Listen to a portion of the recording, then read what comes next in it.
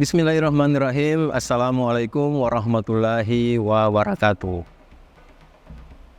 Alhamdulillahirrabbilalamin. Allahumma salli ala Sayyidina Muhammadin wa ala alihi wa sahbihi wa salim azmain.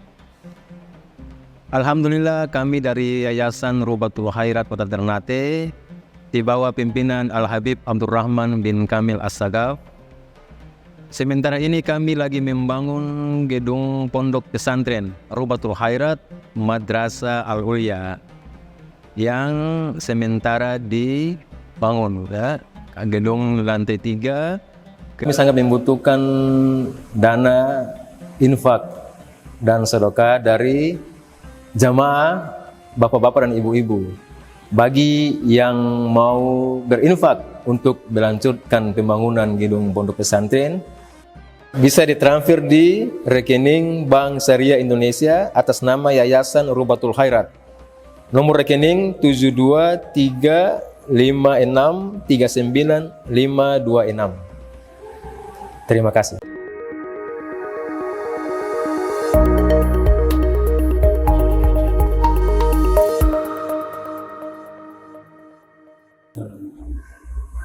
Bab membaca doa sesudah tasyahud akhir. Di sini Imam Nawawi mengatakan i'lam anna du'a ba'da tasyahudil akhir masyru'un bila khilaf. I'lam, ketahuilah, anna du'a, membaca doa ba'da tasyahudil akhir, sesudah tasyahud akhir. Yang dimaksud sesudah tasyahud akhir itu bacaannya tasyahud beserta salawat, ya. Tasyahud, salawat, setelahnya itu baca doa. Itu masyru'un, disyariatkan, bila khilaf, tidak ada perselisihan ulama. Jadi masalah membaca doa setelah tasyahud akhir, hukumnya itu sunnah. Kalau tasyahud awal makruh, jangan ditambah doa. Tasyahud akhirnya yang tambah doa, sunnah atau disyariatkan. Diriwayatkan di dalam kitab Sahih Al-Bukhari dan Muslim. Ini kitab Sahih Bukhari dan Muslim. Yang paling sahih adalah Sahih Al-Bukhari, setelah itu Sahih Muslim. Itu menurut mayoritas para ulama ahli sunnah wal jamaah. Kenapa hadis Sahih Bukhari lebih sahih dari Sahih Muslim? Ada sebab-sebabnya, ada alasannya. Di antaranya Imam Bukhari itu wajib bertemu langsung dengan orang yang meriwayatkan hadis kepada beliau, wajib. Kalau Imam Muslim tidak harus bertemu secara langsung, lewat surat pun diterima. Yang penting periwayatnya sudah dikenal udul, ya.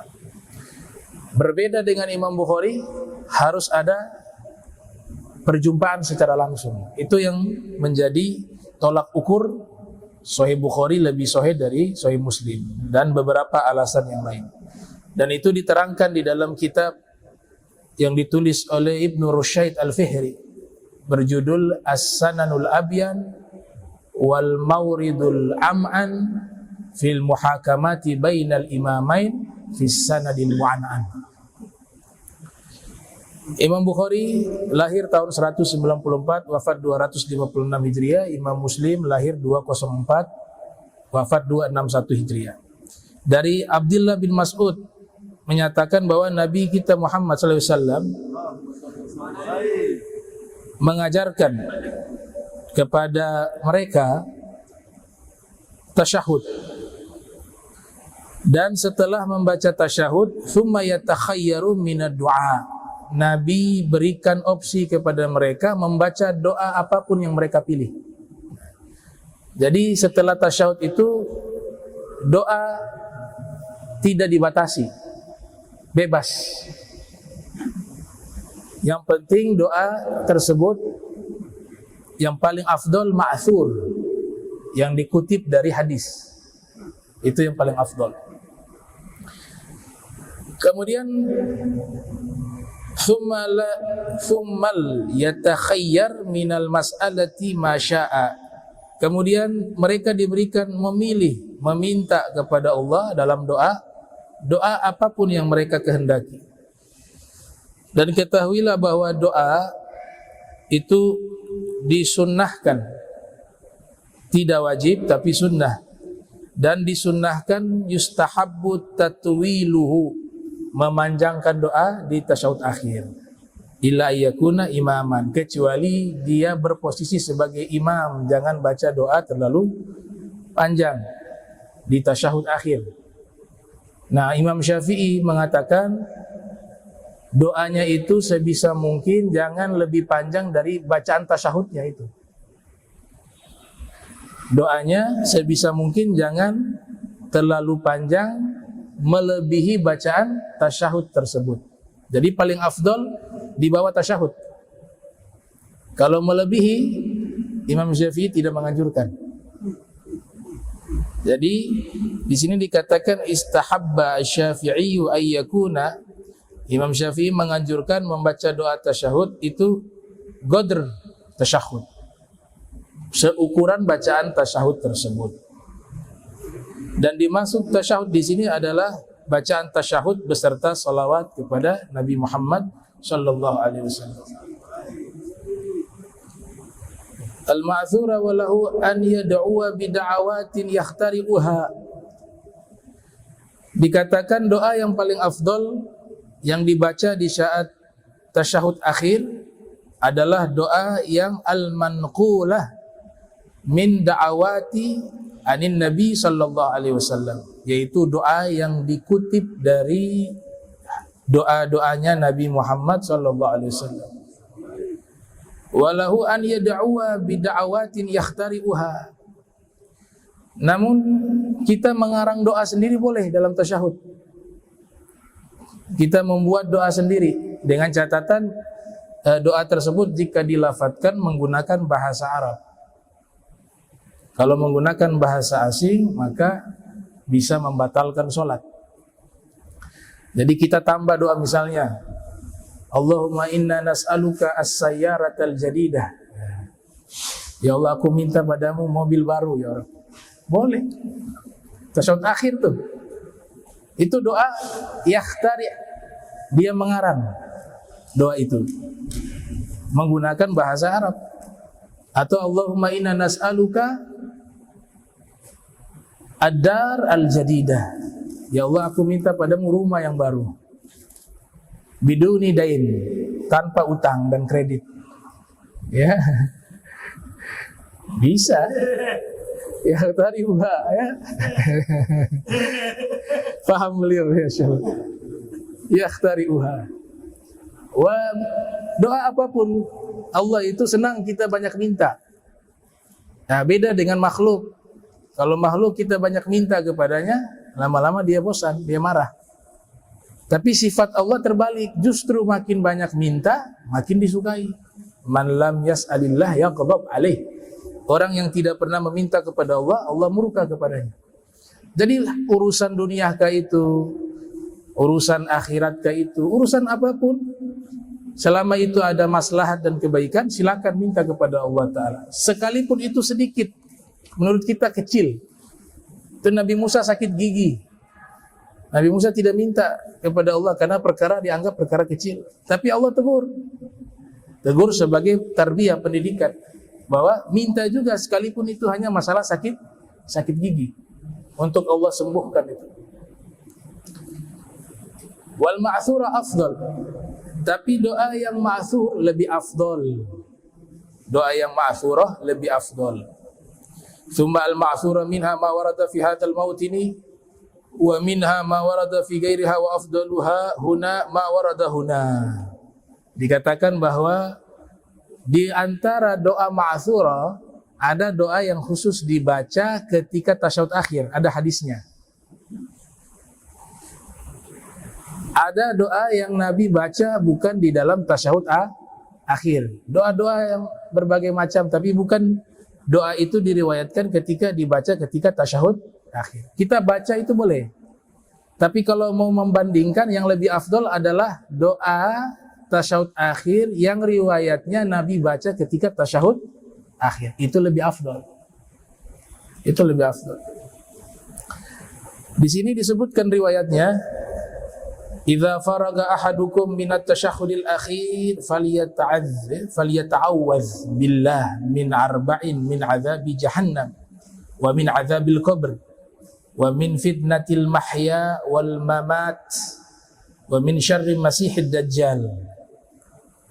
Rasul bersabda, apabila salah seorang di antara kalian selesai dari membaca tasyahud akhir, maka mintalah perlindungan kepada Allah dari 4 hal. Yang pertama azab jahannam, yang kedua azab kubur, yang ketiga fitnah kehidupan dan kematian, dan yang keempat dari keburukan dajjal. Itu sunnahnya dibaca di tasyahud akhir. Sebagaimana riwayat Muslim disebutkan di sini, idza tasyahhada ahadukum falyasta'iz billah min arba'in yaqulu Allahumma inni a'udzubika min adzabi jahannama wa min adzabil qabri wa min fitnatil mahya wal mamati wa min syarril fitnatil masihid dajjal. Apabila salah seorang di antara kalian membaca tasyahud, maka setelah itu mintalah perlindungan kepada Allah dari 4 hal, yaitu doanya, Allahumma inni a'udzubika min adzabi jahannama wa min adzabil qabri wa min fitnatil mahya wal mamati wa min syarri fitnatil masihid dajjal. Nah, ini doa diriwayatkan dari Nabi, dibaca ketika tasyahud akhir. Ini yang paling afdal.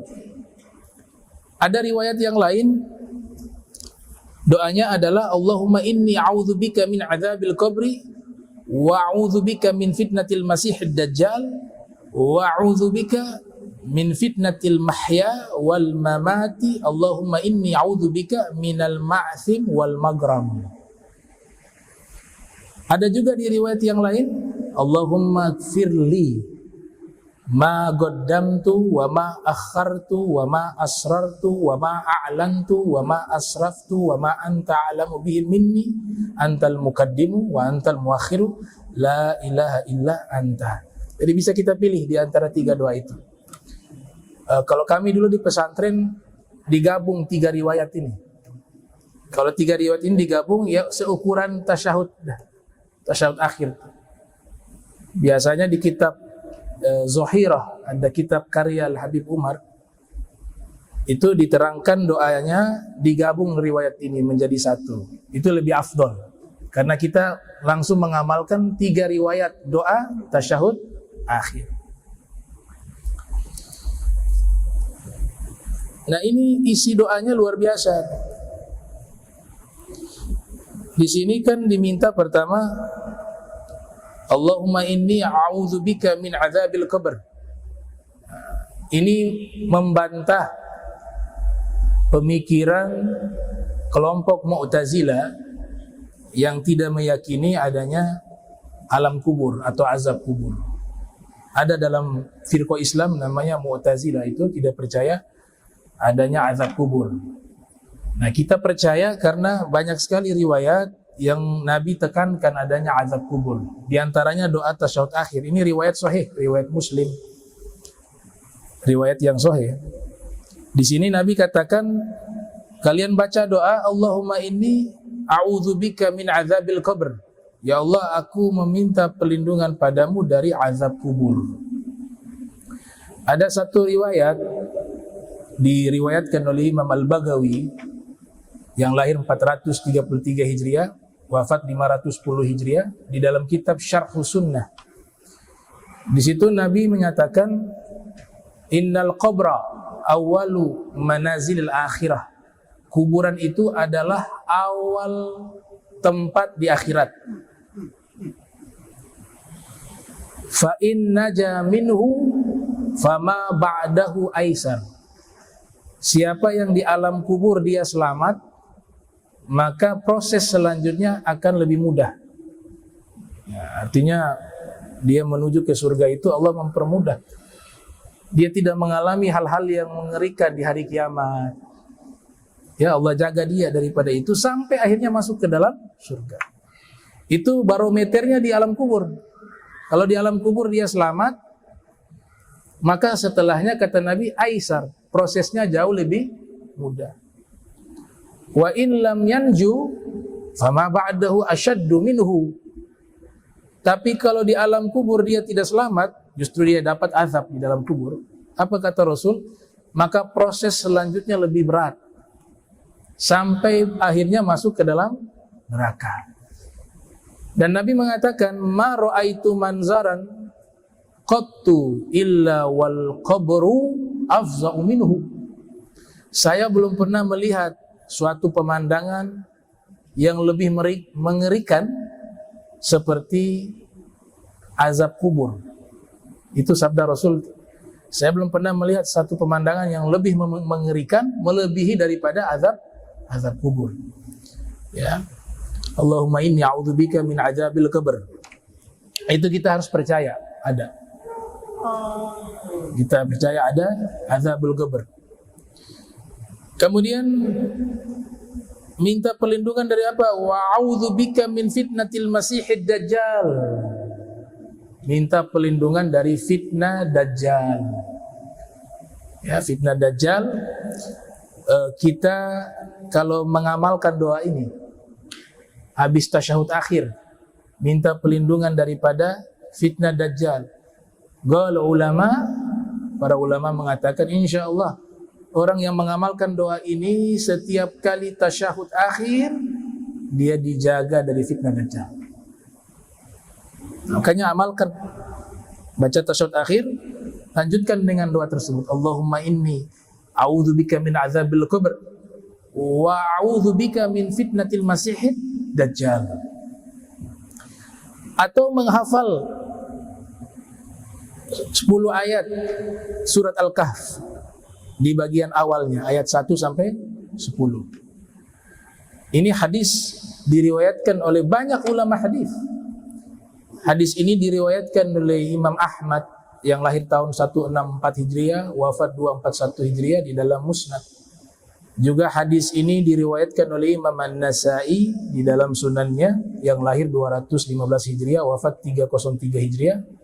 Juga hadis ini diriwayatkan oleh Imam Muslim di dalam sahihnya yang lahir 204, wafat 261 Hijriah. Juga diriwayatkan oleh Abu Daud yang lahir 202 Hijriah, wafat 275 Hijriah. Juga diriwayatkan oleh Imam Tirmidzi di dalam sunannya yang lahir 209 Hijriah, wafat 279 Hijriah. Yang isinya adalah man hafidha asyra ayatin min awali suratil kahf usima minad dajjal. Siapa yang menghafal 10 ayat dari awal surat Al-Kahf, dijaga dia dari fitnah dajjal. Nah, itu juga bisa menjadi amalan yang menyelamatkan kita dari fitnah dajjal. Dalam riwayat Muslim disebut di akhir surat Al-Kahf. Ya, dihafal di bagian akhir surat Al-Kahf. Nah, dajjal ini dia membawa 4 fitnah. Yang pertama fitnatul ghina, menguji. Fitnah maknanya imtihan, ujian. Orang yang imannya lemah, dia muslim, dia sholat, dia puasa juga, tapi imannya lemah, dia punya keyakinan yang kuat, itu dikatakan bisa terpengaruh oleh dajjal. Karena dajjal menguji bukan hanya dalam masalah agama, tapi masalah apa? Harta. Kau ikut saya jadikan kamu kaya raya. Itu fitnah dajjal. Nah, orang yang di zaman sekarang hanya karena uang, kekayaan bisa berubah dia, bahkan bisa menanggalkan keulamaannya misalnya. Hanya karena uang. Nah, orang sekalipun dia itu gelarnya ulama saat ini, seandainya dajjal muncul, diuji dengan kekayaan, dia ikut. Kenapa? Karena lemahnya iman. Diuji dengan harta. Itu fitnah dajjal yang pertama. Makanya di dalam surat Al-Kahf dikatakan isyarat itu ada. Maka ceritanya di situ ada Raja Zulkarnain yang berbicara tentang kekayaan dan juga kekuasaan. Sekalipun Zulkarnain adalah seorang raja yang soleh. Fitnah kedua yang dibawa oleh Dajjal adalah fitnatus sultah, menguji dengan kekuasaan dan jabatan. Fitnah yang ketiga fitnatud din, diuji agama. Banyak sekarang aliran-aliran menyimpang, ada orang mengaku nabi tapi masih ada aja pengikutnya. Nanti Dajjal juga demikian, akan mengklaim dirinya sebagai nabi dan puncaknya akan mengklaim dirinya sebagai Tuhan, dan pengikutnya sangat banyak waktu itu. Bukan sedikit, banyak yang ikut. Karena dia tunjukkan dengan bukti. Layaknya para anbiya mukjizat, dia juga memiliki istidraj. Dia bisa menghidupkan orang yang mati. Dia bisa menurunkan makanan dari langit. Dia bisa menurunkan hujan. Dia bisa berpindah tempat dalam waktu sesaat. Makanya gelarnya Al-Masih. Ya, Al-Masih itu di dalam kitab Durratun Nasihin artinya mengusap bumi. Jadi berpindah tempat dalam waktu sesaat. Sama seperti Nabi Isa. Al-Masih Isa bin Maryam. Nanti Nabi Isa yang membunuhnya di Babel Lut, di Palestina. Ya, pintunya, gerbangnya masih ada sampai sekarang. Namanya Babel Lut. Itu kelak tempat di mana Dajjal dibunuh oleh Nabi Isa. Yadzub kadzaibil milhi. Para ulama mengatakan ketika bertemu Nabi Isa di Babel Lut, dia menghilang. Berpindah tempat dikejar oleh Nabi Isa, ternyata Nabi Isa juga bisa menghilang juga, berpindah tempat dengan waktu yang singkat. Tibalah di Babel Lut, dia menyadari disitulah ajalnya dia, tempatnya dia. Nabi Isa pun hadir di tempat itu. Dia melihat Nabi Isa, yadzub kadzaibil milhi. Dia mencair seperti cairnya garam ketika melihat Nabi Isa. Nah, terbunuhlah Dajjal di situ. Kemudian fitnah yang ketiga, fitnah ilm. Keempat ya, fitnah ilmu. Fitnah yang pertama kekayaan, fitnah yang kedua kekuasaan, fitnah yang ketiga fitnah agama, keimanan, fitnah yang keempat fitnatul ilmi, fitnah ilmu. Nah, itulah korelasi menghafal 10 ayat awal surat Al-Kahf dengan pelindungan dari Dajjal. Karena di surah Al-Kahf ada 4 fitnah itu. Kemudian meminta berlindung dari fitnah hidup dan kematian. Wa a'udzubika min fitnatil mahya wal mamat. Ya Allah, aku minta berlindung padamu dari fitnah hidup dan kematian. Maknanya kita hidup ini ada ujian. Fitnah maknanya ujian di situ. Siapa yang hidup pasti diuji. Siapa yang mengaku beriman pasti diuji. Tidak ada yang tanpa ujian. Imam Haddad mengatakan was'al salamah min daril futun. Mintalah keselamatan di tempat penuh ujian. Tempat penuh ujian di situ adalah dunia.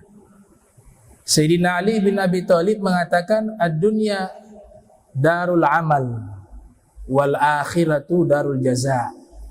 Dunia itu tempatnya amal dan ujian.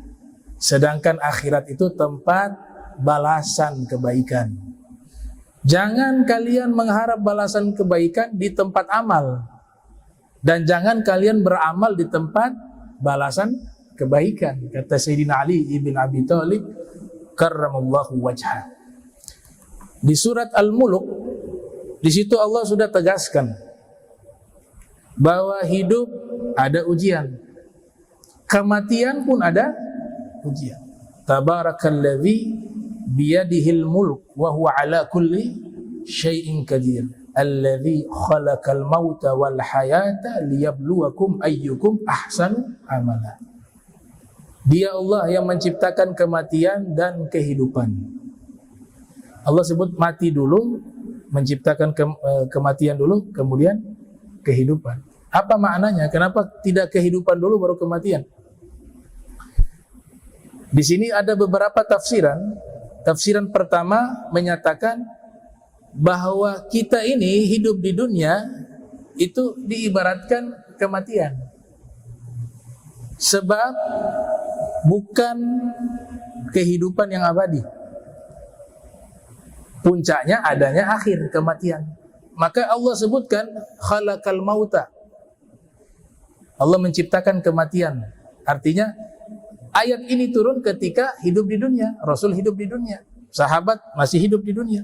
Maka Allah informasikan, kalian saat ini aku ciptakan kalian mati. Lagi hidup di dunia ini kalian mati. Wal hayata. Tapi justru setelah meninggal dunia baru kalian hidup. Karena masuk kepada fase kehidupan yang abadi. Alladzi khalaqal mauta wal hayata liyabluwakum. Tujuan Allah ciptakan kematian dan kehidupan untuk Dia uji kalian. Menguji itu maknanya fitnah. Fitnah maknanya luas, bukan hanya satu arti.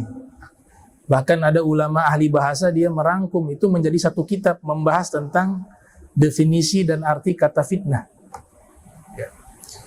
Liyabluwakum ayyukum ahsanu amala. Diuji agar tahu mana yang amalnya paling baik. Tidak ada ayat yang menerangkan amalan yang paling banyak. Jadi yang Allah nilai itu bukan jumlah, tapi Allah nilai itu kualitas. Sayyidina Ali mengatakan fokuslah kepada amalan itu diterima, jangan fokus kepada jumlah amal. Kita kadang-kadang lebih fokus ke jumlah amal. Ya, saya secara pribadi juga demikian. Padahal Al-Quran tidak pernah menyatakan yang dihitung adalah aktsaru amala, paling banyaknya amal. Tapi Al-Quran menyebutkan ahsanu amala, yang paling bagus amalnya. Ini fitnah yang ketiga. Fitnah pertama minta berlindung dari azab kubur. Ya, minta perlindungan dari azab kubur. Kemudian minta perlindungan dari fitnah dajjal. Yang ketiga minta perlindungan daripada fitnah kehidupan dan kematian. Dan yang keempat ini ada tambahan riwayat meminta perlindungan dari azab neraka, ya, neraka jahanam, satu riwayat. Nah, neraka jahanam ini juga kita harus banyak meminta agar Allah jauhkan kita daripada azab neraka jahanam. Itu ada amalan ikhwanul muslimin. Ini hadis ada di dalam Musnad Imam Ahmad. Yaitu Nabi menyatakan iza shallaita subha fagul qabla an tukallima ahadan minan nas Allahumma ajirni minan nar sab'a marrat fa innaka mitta min yaumika dzalika kataballahu azza wa zal laka jiwaran minan nar. Siapa yang melaksanakan sholat subuh kemudian Nabi katakan kepada seorang sahabatnya, apabila kamu sudah melaksanakan sholat subuh, fakul, bacalah doa. Qabla an tukallima ahadan minan nas, sebelum kau berbicara dengan siapapun. Jadi jangan dulu ngobrol. Baca ini doa. Apa isi doa tersebut?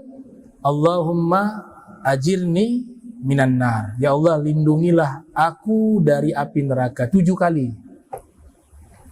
Kalau dia imam, untuk mewakili juga biar makmum ikut dalam doa, Allahumma ajirna minan nar. Ya Allah, lindungilah kami dari neraka.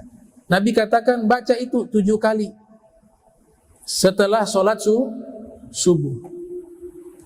Fa innaka in mitta min yaumika dzalika kataballahu azza wa zal laka jiwaran minan nar. Jika kamu meninggal di waktu itu, di hari itu, ya, bukan di waktu itu. Jadi bacanya subuh. Itu waktu panjang tuh. Ini doa ini masih menjadi pelindung kita sampai malam, mendekati maghrib. Meninggal waktu itu, Nabi katakan Allah catat bagi dirinya jiwaran minan nar. Dia termasuk orang yang dilindungi oleh Allah dari api neraka. Kemudian Nabi katakan wa idza shallaita al-maghriba faqul qabla an tukallima ahadan minan nas, ya, Allahumma inni as'alukal jannata, Allahumma ajirni minan nar sab'a marratin fa innaka in mitta min lailatika tilka, ya, kataballahu azza wa jal laka jiwaran minan nar. Dan jika kamu sholat maghrib, maka bacalah doa ini sebelum kamu berbicara dengan siapapun, yaitu ada tambahan kalau maghrib, Allahumma inni as'alukal jannata, Allahumma ajirni minan nar. Ya Allah, aku meminta kepadamu surga. Ya Allah, lindungilah aku dari api neraka. Ada tambahan kalau maghrib. Berdasarkan riwayat Imam Ahmad, ya. Jika kamu meninggal di malam tersebut, berarti mulai kapan tuh waktunya? Dari maghrib sampai mendekati subuh.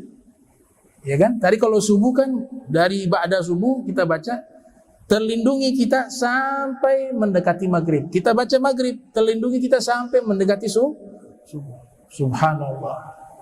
Kalau kau meninggal di waktu malam tersebut, maka Allah sudah mencatat dirimu termasuk orang yang terlindungi dan terpelihara daripada azab neraka. Kami buat riset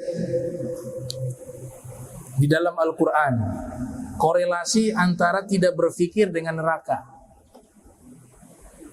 Korelasi hubungan antara orang yang tidak berpikir dengan neraka. Dapat satu kesimpulan. Ternyata manusia dan jin sekalipun yang memenuhi neraka itu adalah orang-orang yang ketika hidup tidak berpikir. Orang yang melakukan maksiat dan pelanggaran itu, orang yang meninggalkan kewajiban itu tidak berpikir konsekuensi. Dia tidak berpikir ada kewajiban Allah. Allah pun dia tidak berpikir. Dosa dia tidak berpikir. Kehidupan setelah wafat dia tidak berpikir. Neraka dia tidak berpikir. Jadi dalam Al-Quran itu kebanyakan ahli neraka karena hidup di dunia akal tidak diaktifkan. Coba kita lihat. Selalu Allah katakan orang-orang baik itu, orang-orang min ahlil jannah itu selalu dengan lafaz mereka itu berpikir. La'allahum ya'kilun. Mereka itu berpikir. Yatafakkarun. Berpikir, bertafakkur. Ya'lamun. Mereka itu mengetahui. Mengetahui itu proses berpikir. Tapi ketika Allah sebutkan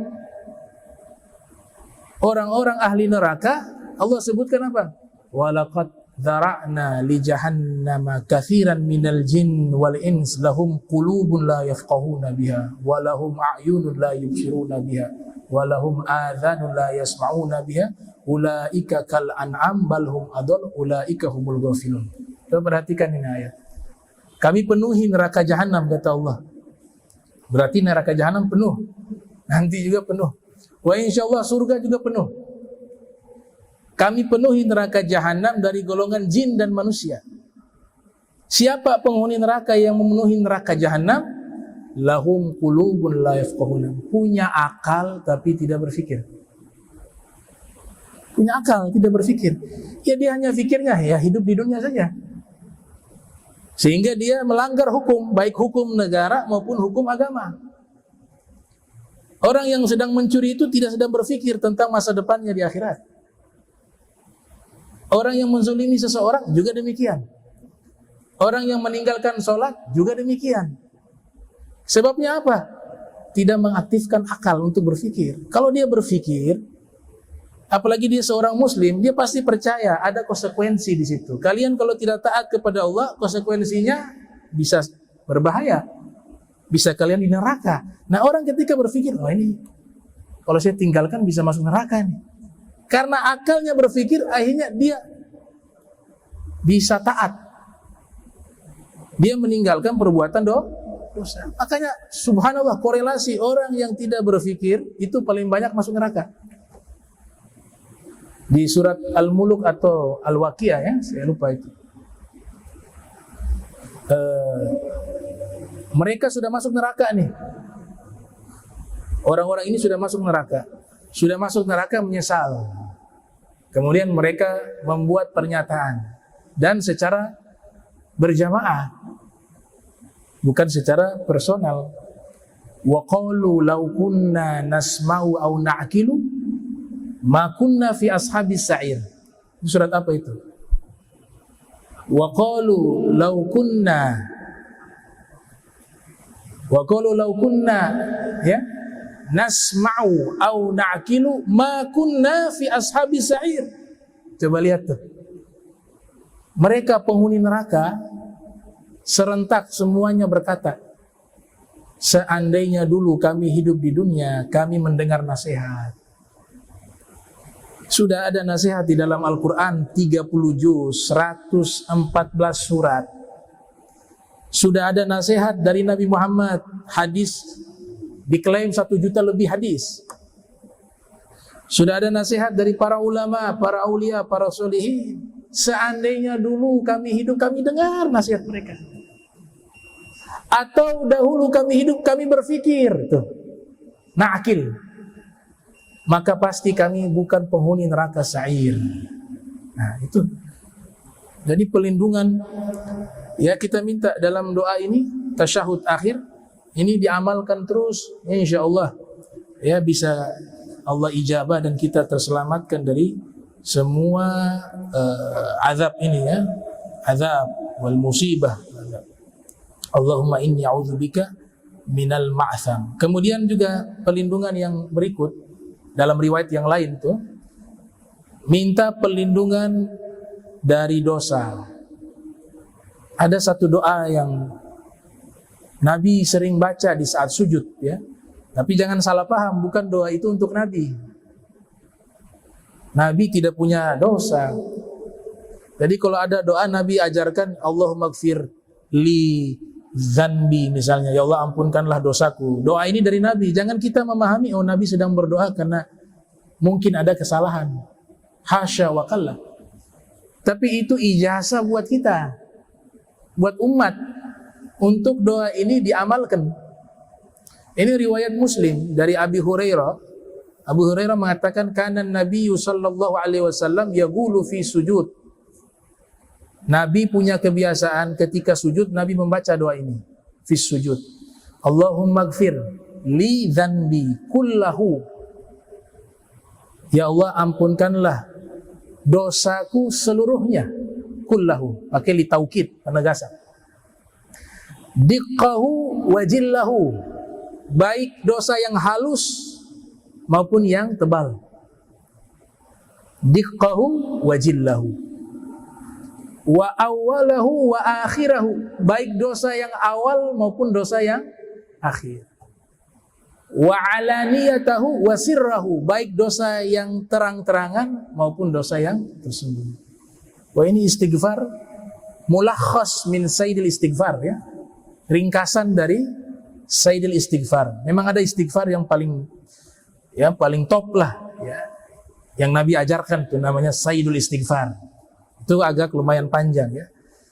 Tapi ini saya anggap sebagai mulakhas, ringkasan dari sayyidul istighfar. Allahumma gfir li dzanbi kullahu diqqahu wa jillahu wa awwalahu wa akhirahu wa alaniyatahu wa sirrahu. Itu dibaca oleh Rasulullah SAW. Ada doa ini juga ijazah ya, ijazah doa biar kita dilindungi oleh Allah. Jiwa kita ini lebih cenderung kepada taat, benci kepada maksiat. Doanya Imam Ibrahim bin Adham. Allahumma nqulni min dhilli ma'asiyatik ila izzi ta'atik. Ya Allah pindahkan saya dari kehinaan maksiat kepadamu menuju kemuliaan taat kepadamu. Itu doanya Al-Imam Ibrahim bin Adham. Dan juga minta perlindungan dari apa di sini? Al-maghram. Apa al-maghram? Ad-dain. Utang piutang. Ini saya ingatkan nih. Antum kalau mau cari solusi lewat pinjaman yang ada bunga dan tenir, dipastikan bukan solusi yang kau dapat, tapi apa? Masalah. Itu janjinya Nabi itu. Apalagi yang sudah tahu hukum sengaja dilanggar. Ini yang zaman sekarang online nih. Ya. Haram selamanya haram, gak bisa jadi baik. Yang namanya haram gak ada kebaikan. Barokah dicabut, susah. Masyaqqah wal muskilah. Allah kasih dia tambah susah. Itu harus yakin. Kadang-kadang sudah tahu hukum dilanggar. Allahnya kemana? Allah sudah larang, Nabi sudah larang. Kau pinjam uang yang ada riba. Saya bicara ini kalau kebutuhan yang sifatnya ada opsi ya. Ada pengusaha bicara sama saya, dia punya ya pom bensin lah di luar daerah ini. Punya pom bensin. Butuh pinjaman miliaran itu. Saya katakan kalau masalah seperti ini ulama-ulama Mesir lebih longgar. Ulama-ulama Mesir lebih longgar. Dianggap darurat bagi mereka. Tapi dengan catatan apa? Orang ini harus menggunakan hartanya dalam kebaikan. Kalau dia kaya, kayanya yang soleh dong. Dianggap apa? Darurat. Sekalipun ada juga yang mengatakan mutlak haram, gak boleh. Mau buat usaha ke pinjaman uang kemudian diganti ada bunganya, itu namanya riba. Mau dia dalam bentuk dagang dan seterusnya tetap haram. Tapi ada ulama-ulama Mesir memberikan kelonggaran karena kondisi zaman, katanya begitu. Tapi dengan catatan itu usaha yang besar, yang memang minjam juga ke orang gak mungkin 10M, 15M misalnya. Siapa yang mau pinjamkan uang sebanyak itu?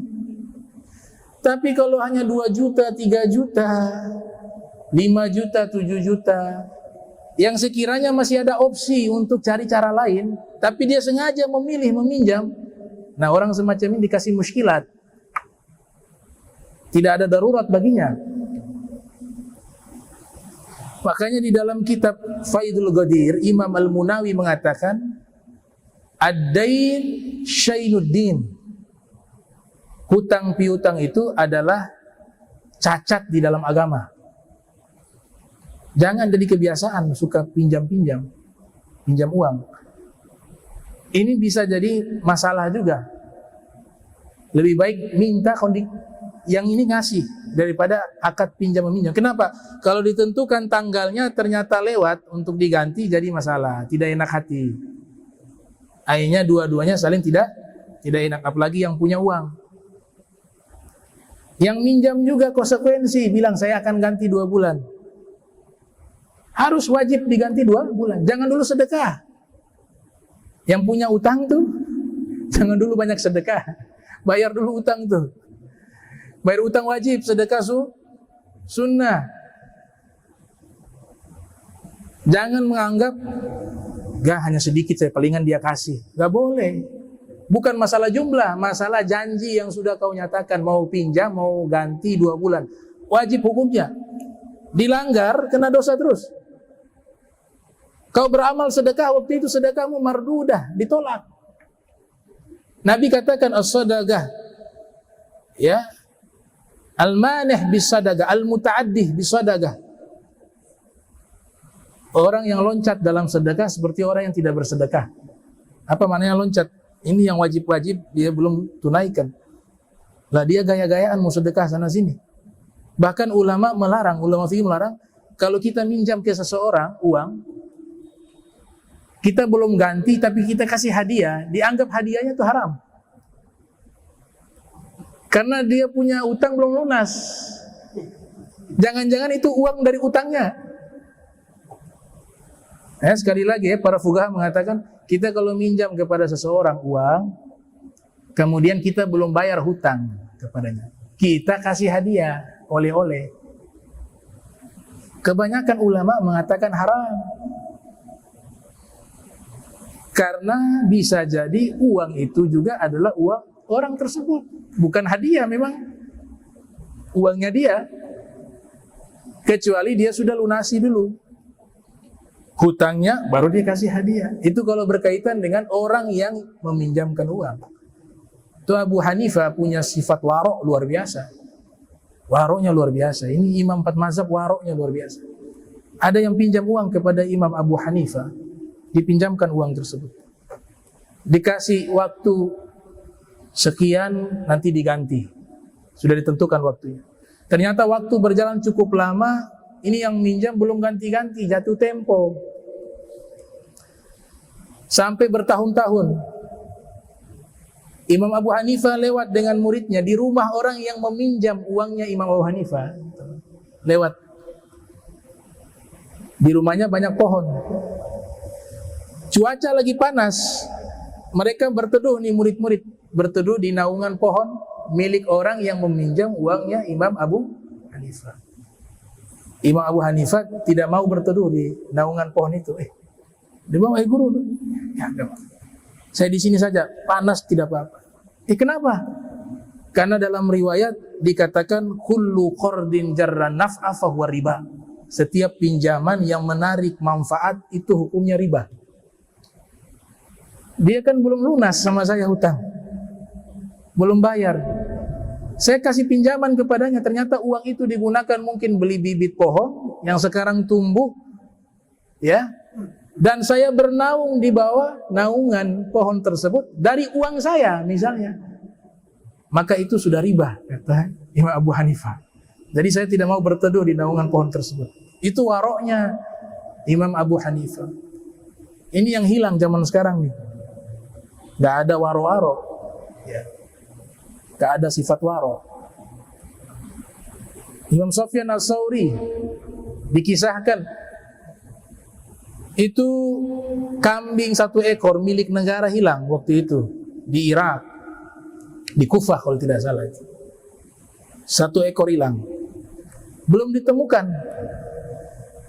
Ditanya setiap hari, gimana kambing 1 ekor sudah ditemukan? Belum. Beliau ini punya selera suka makan daging kambing. Tapi karena dapat informasi di Kufah itu ada kambing negara 1 ekor hilang, beliau mogok makan kambing sampai 1 tahun. Takut pergi ke pasar, tahu-tahu yang dibeli kambing milik negara yang hilang itu. 1 tahun sudah dapat kabar, sudah ditemukan kambing itu, baru beliau makan kambing. Itu namanya sifat waro. Sifat waro itu bukan hanya berbicara masalah uang dan makanan, ya. Sifat waro juga untuk para ulama, kalau tidak tahu bilang wallahu a'lam. Jangan main hantam semua. Tidak tahu karena gengsi dijawab semua. Ini hukum bukan hukum milik pribadi, ini hukum Allah wa hukum Rasulullah SAW. Ada riwayat mengatakan man afta bi ghairi ilmin yal'anuhul malaikatu fis samawat. Siapa yang berfatwa hukum agama Islam tanpa ilmu, maka malaikat di langit akan melaknatnya. Malaikat di langit jumlahnya berapa? Wallahu a'lam. Imam Malik itu, Imam Malik punya gelar Imam Daril Hijrah. Pernah ditanya 40 masalah, 40 soal ditanya kepada beliau. Beliau jawab hanya 6. Yang selebihnya wallahu a'lam, la adri, wallahu alam, la adri. Sampai orang itu bilang, wahai engkau seorang imam besar, kok 40 pertanyaan hanya mampu jawab 6. Kata Imam Malik, kau silakan pulang ke tempat tinggalmu, kau naik di atas menara, berikan pengumuman kepada seluruh masyarakat bahwa Imam Malik ini bodoh. Dia tidak mampu menjawab pertanyaan. Dari 40 soal hanya mampu 6. Silakan, saya ridho. Dibanding saya menjawab sesuatu yang saya tidak tahu atau sesuatu yang saya ragu. Nah, ulama mengatakan ini sifat waro.